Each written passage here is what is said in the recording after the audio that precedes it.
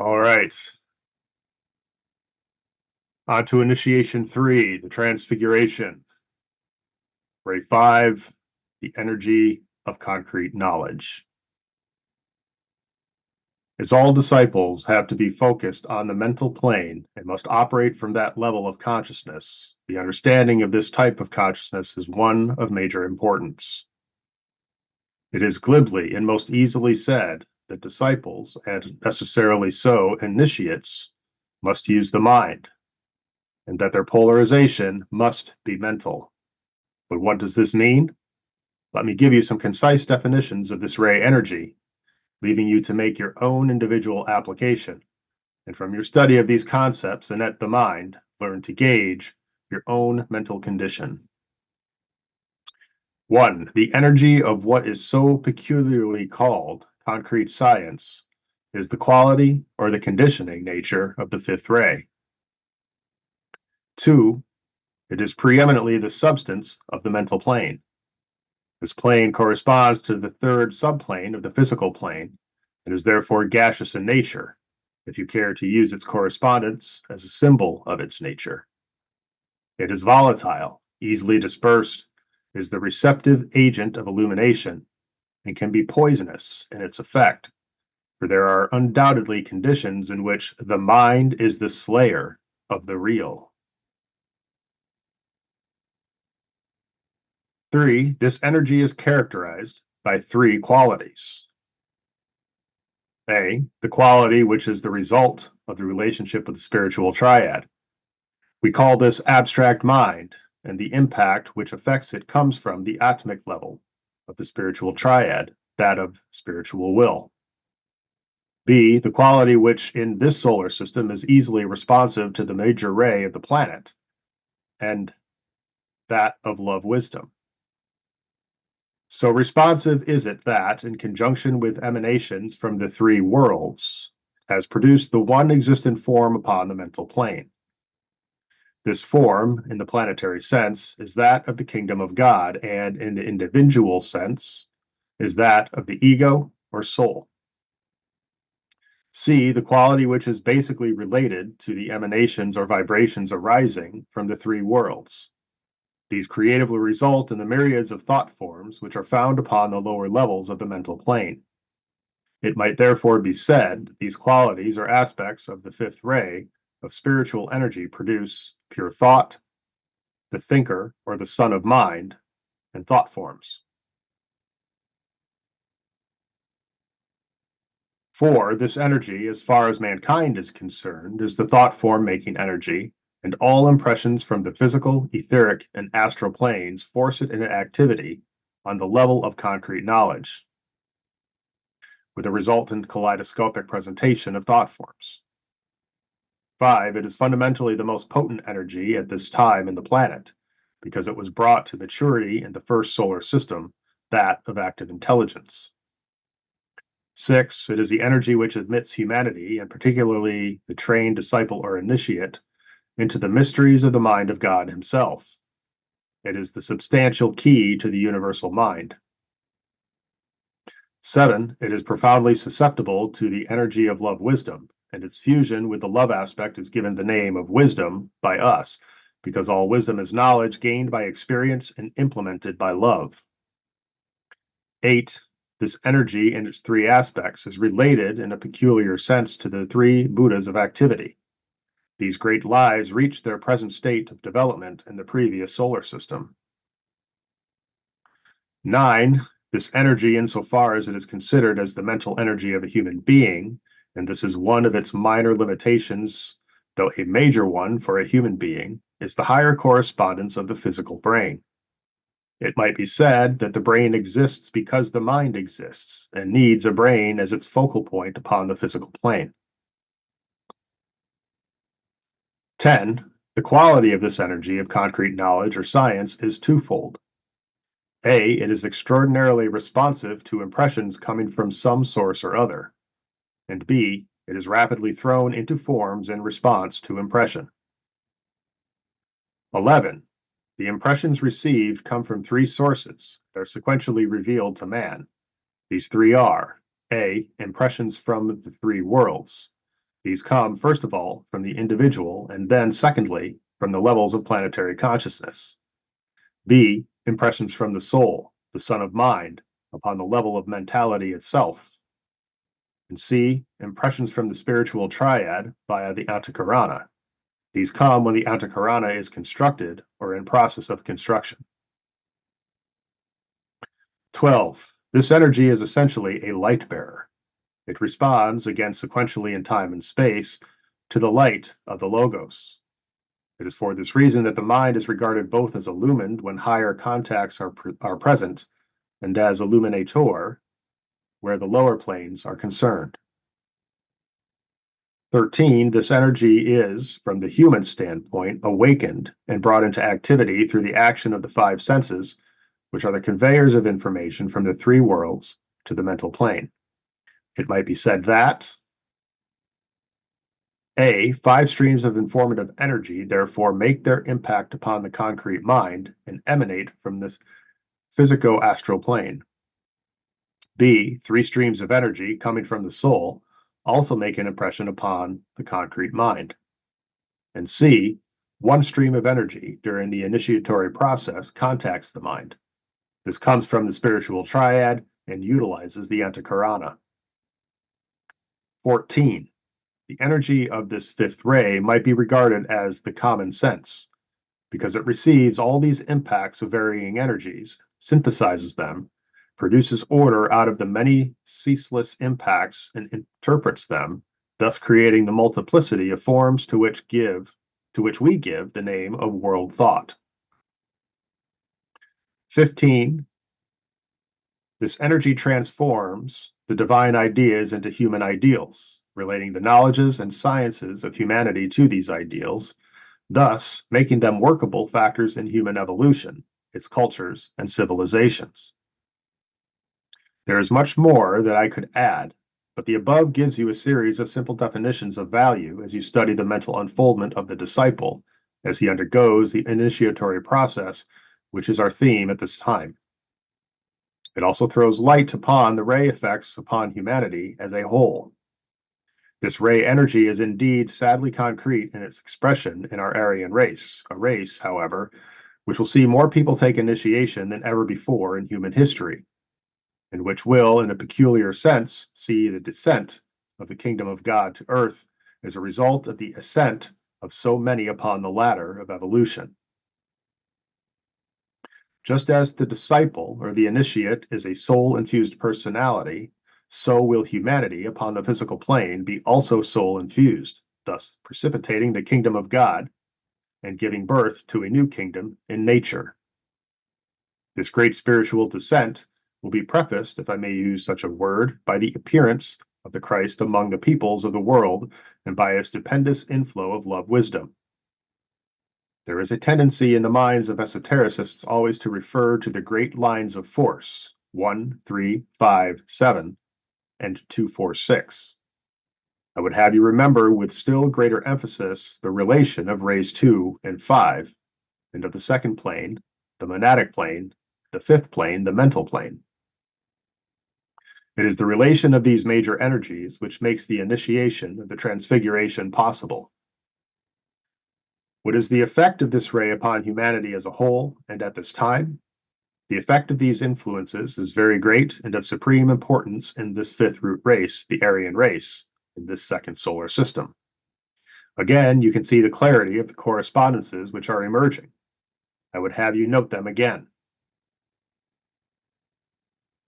First, ray 2, the ray of love wisdom, and ray 5, the ray of concrete knowledge or science. Second, the second plane, the monadic plane, and the fifth plane, the mental plane. And third, the second solar system of love, and the fifth root race, the Aryan race of active intelligence. In all these basic relationships, that which is the fifth in order is destined to be the instrument, the vehicle, or the implementing factor for the second. The universal mind, as it works through all the planes of our conscious planetary life, is the creative agent and the form-building factor which makes the revelation of love possible. Today, in our Aryan age and race, we see the vital expression of this fifth ray energy. When I use the word race, I deal not with man-made or pseudoscientific differentiations of nations and races or types. I deal with a state of consciousness, which is the Aryan or mental consciousness or state of thinking. This finds its exponents and its race members in every nation without any distinction or omissions. This I would have you carefully remember, for there is no new race in process of appearing from the territorial angle. There is only a general distribution of those persons who have what have been called the sixth root race characteristics. This state of consciousness will find its expression in people as far apart racially as the Japanese and the American, or the Black and the Russian. It posits an ability to function with clarity upon the mental plane, to collate information, rightly to interpret and relate that information, and to create the needed thought forms or concepts for those interpretations. These thought forms fall into three major fields of thought or thought form areas of consciousness. The first is science. Under this word, I include all that which the educational processes cover or are supposed to cover in such a useful science as medicine. Second, philosophy, with its presentation of great conditioning ideas. And third, psychology, with its effort to account for humanity and to discover what man is essentially and how he functions. You will note that I have not included religion in this analysis.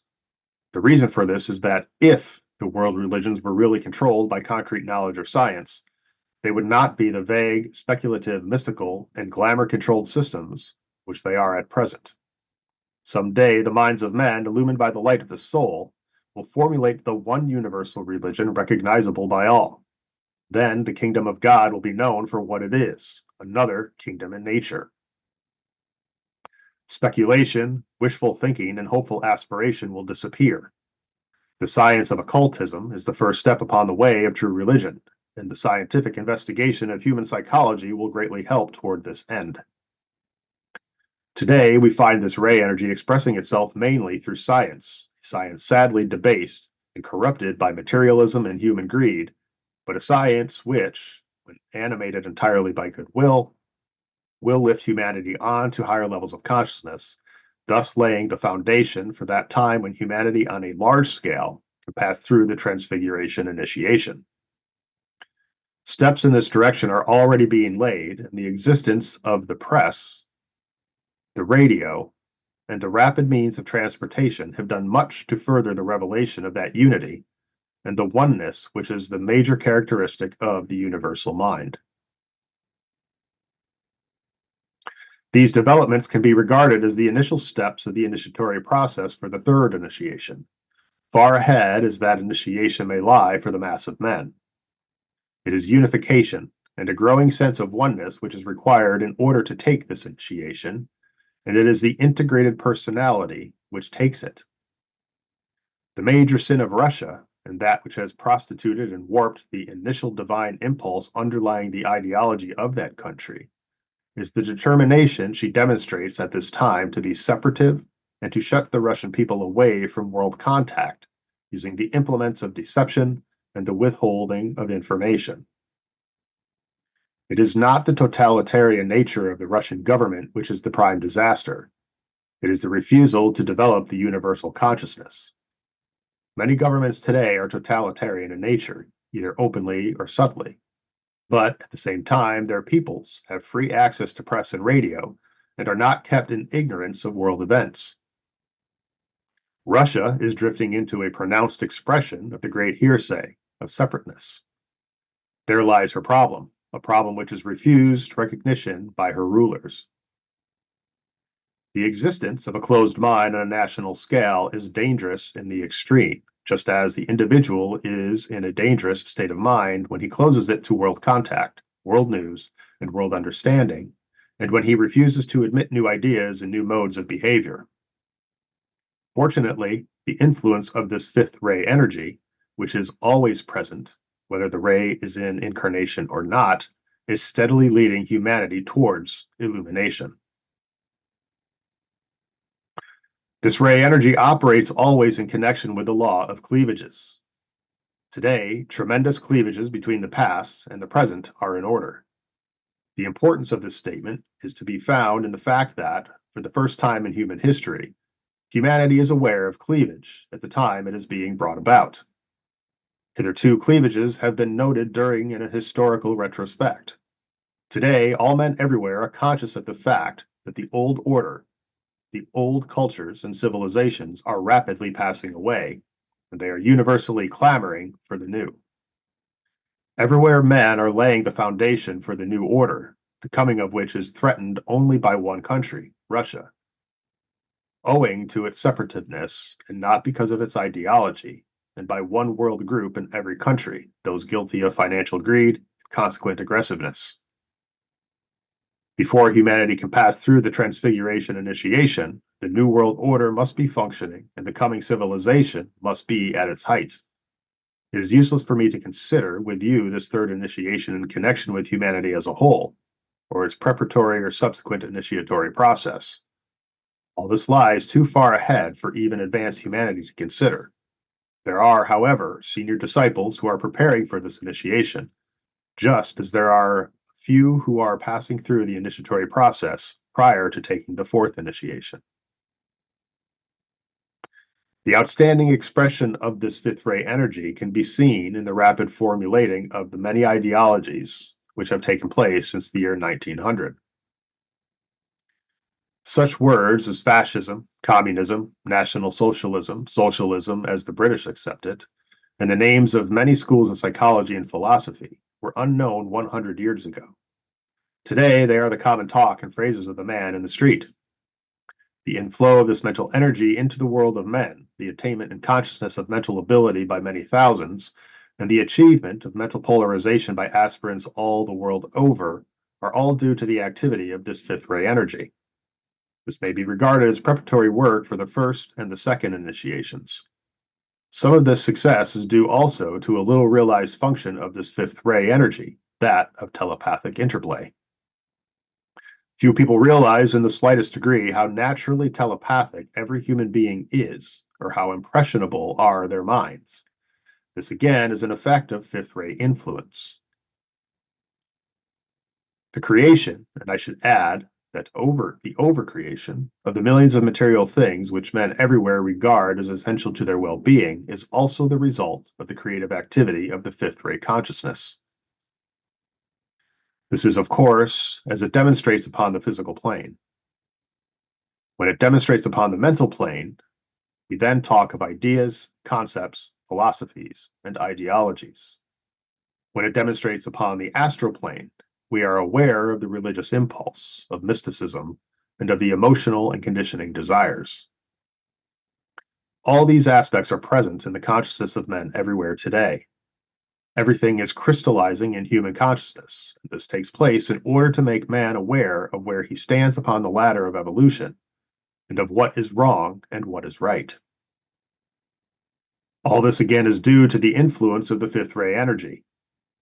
This will begin to transform human living and human desires, and also human affairs and attitudes, and lead eventually, in the middle of the sixth root race, to the great transfiguration initiation, in which the reality that lies behind all human phenomena will stand revealed. Let us now consider the effect of this ray energy upon the life of the individual as he faces the third initiation. This third initiation is, as earlier said, the first initiation from the angle of the hierarchy. It is the one in which the spiritual man demonstrates his complete control of the personality. The physical body has been controlled through the medium of the physical disciplines. The emotional nature has been reorganized and made receptive to spiritual impression coming from the plane of pure reason, the Buddhic plane, through the transforming processes of the mind, or the fifth principle. In this connection, the mind has acted as an organizer of astral reaction and as a dispeller of glamour. The disciple is now focused in his everyday consciousness upon the mental plane, and the triangular relation of the three aspects of the mind upon his plane is now dominant. In the next initiation, the renunciation, this relationship becomes a dual one instead of a triangular one, through the destruction of the soul vehicle, which is no longer needed. Soul fusion with the personality is now completed. During the initiatory process preceding the third initiation, the mind works in a new manner. Its transmuting work with the physical body has been accomplished. Its transforming work with the emotional nature has been successful. And now its transfiguring work with the personality as a whole is carried forward, making the initiation of the transfiguration possible. It is of value to the student to consider these three activities of the mind. The transmuting agent in the first case is the lower or concrete mind. The transforming agent is the soul, whilst the transfiguring agent is the spiritual triad, working through the higher or abstract mind. You will here note the wonderful synthesis of the spiritual work. When this work is concluded, you have the initiation of the third degree made possible. This produces impelling and new contacts. It should here be remembered that when I use the word new, I mean that which is new in consciousness, for the basic synthesis and fundamental relationship always exists in factual recognition, but is only progressively realized by the evolving spiritual man.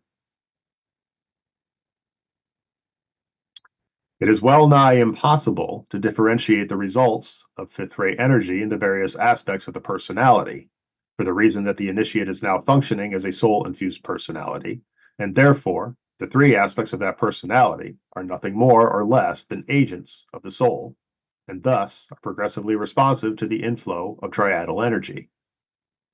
It might therefore be said that, as a result of the Transfiguration initiation, the culminating point of strictly human unfoldment, the three types of energy which are expressed through the spiritual triad, man only begin to flow through the reflection of itself in the three worlds. Let me state this as follows. First, the directing energy of the higher mind is, as a result of the Transfiguration initiation and via the Antakarana, thrown into the brain. Therefore, the man upon the physical plane is guided, directed, and controlled by group purpose and by the hierarchical plan. Second, the illuminating energy of pure reason, emanating from the Buddhic plane, pours down into the clarified and organized body of sensitive response, which is all that remains of what has been called the astral body. This produces complete freedom from glamour, the creation of a limpid pool of such reasonable response to the love of divine relationship that the initiate becomes a sensitive revealer of that love. And third, the dynamic energy from the atmic plane, the highest aspect of the spiritual triad, pours into the mind and begins slowly to reveal the will to good, which is essentially the will of God. Behind these three differentiations, which are all of them expressions or aspects of the divine or the universal mind, the initiate dimly senses or becomes consciously aware of what has been called the monad or spirit or life. This is subtly revealed in the Transfiguration initiation of the Master Jesus, who reenacted all the 5 human initiations for the benefit of humanity.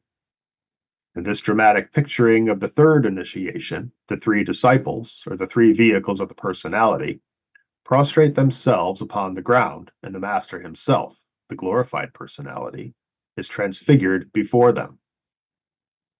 At this climaxing point, they hear that which is called the voice of the Father, speaking to the transfigured Jesus.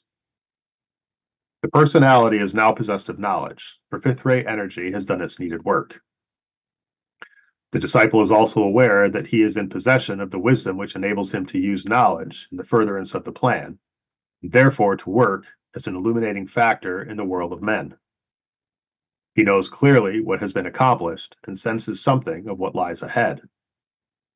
The great principle of cleavage, which the fifth ray governs, is the dominating factor in his time sense. He now differentiates sharply between past and present, and that which has to be ascertained in the future. Cleavage, in the sense of separateness, is finished for him, and he now feels and knows something of the essential unity of all manifested life. Therefore, from the angle of space, he has dominated and overcome cleavage and division.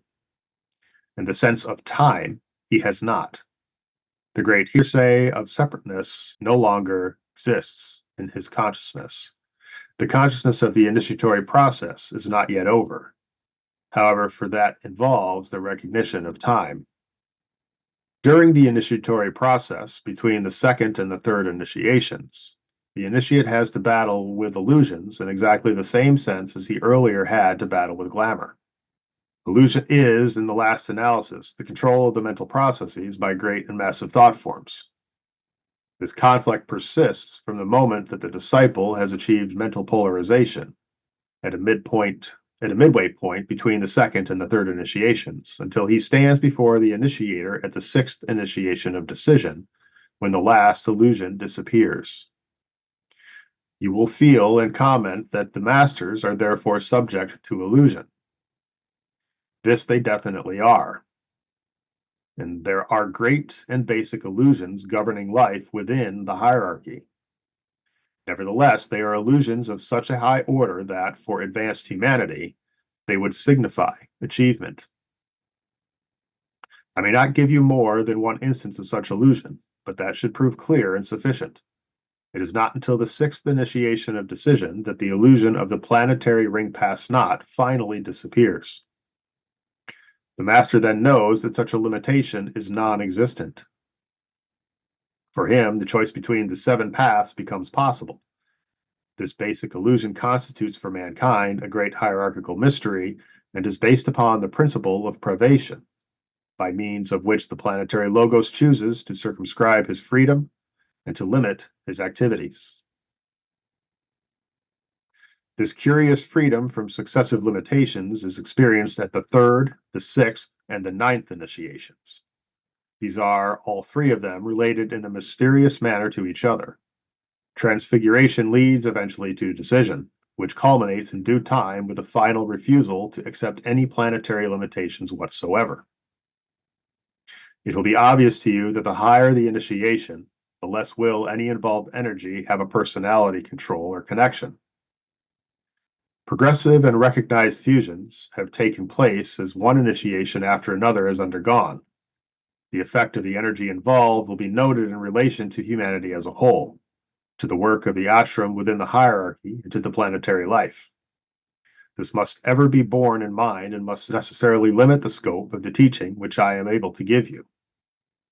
Let me now summarize the effects of this fifth ray energy in relation to humanity and to the individual initiate. 1. I gave first of all 15 items of information anent this fifth ray energy, or 15 definitions of its activity. These will warrant careful study. Second, the effect of this fifth ray energy upon humanity in this fifth root race was considered. It was noted that this Aryan effect was dominant and dynamic in the extreme, and that it has greatly hastened human evolution. Third, I pointed out the close relation between love and mind as follows: A, between ray 2 and ray 5, B, between plane 2 and plane 5, and C, between solar system 2 and root race 5. In all of these relationships, the fifth in order is the prime agent and the revealer of the second type of spiritual energy. 4. The fifth ray energy produces three major areas of thought, or three prime conditions wherein the thought form making energy expresses itself. It's A, science, education, and medicine. And B, philosophy, ideas, and ideals. And C, psychology, in process of modern development.